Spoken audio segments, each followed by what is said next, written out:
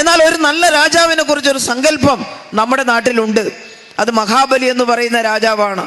ആ രാജാവ് വാണ കാലം വളരെ നന്നായിരുന്നു. മനുഷ്യരെല്ലാവരും ഒന്നുപോലെ.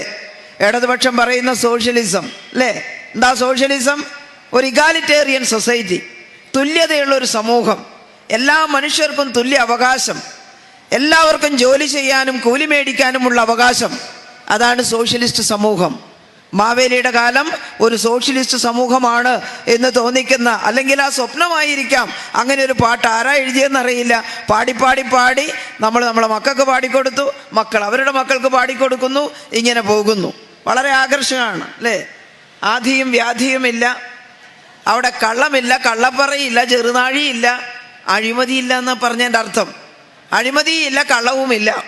പിന്നെയോ ബാലമരണങ്ങൾ കേൾപ്പാനില്ല.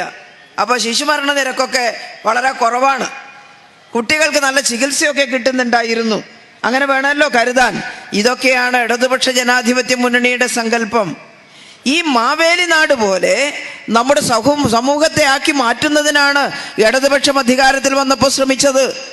UDF-നോ കോൺഗ്രസിനോ മുസ്ലിം ലീഗിനോ BJP-ക്കോ അങ്ങനെ ഒരു ചിന്ത അവർ ഭരിക്കുന്ന സംസ്ഥാനങ്ങളിൽ ഉണ്ടായിരുന്നെങ്കിൽ ഈ പട്ടിണി പാവങ്ങളായിട്ട് ഇപ്പോഴും ഇന്ത്യയുടെ ഗ്രാമങ്ങളിൽ ആളുകൾ നിറഞ്ഞു നിൽക്കുമായിരുന്നു. ഇവിടെ നോക്കൂ, ഇടതുപക്ഷം 1957 അധികാരത്തിൽ വന്നു, സ്വാതന്ത്ര്യം കിട്ടി, 50-ൽ ഭരണഘടനയുണ്ടായി, 56-ൽ ഭാഷാടിസ്ഥാനത്തിലുള്ള സംസ്ഥാനങ്ങളുണ്ടായി, 57-ൽ തെരഞ്ഞെടുപ്പ് നടന്നു. ആ തെരഞ്ഞെടുപ്പിൽ കേരളത്തിലെ തൊഴിലാളി വർഗം, കേരളത്തിലെ കർഷകർ, കേരളത്തിലെ പാവപ്പെട്ടവർ ബാലറ്റ് പേപ്പറിലൂടെ ഇടതുപക്ഷത്തെ അധികാരത്തിലെത്തിച്ചു.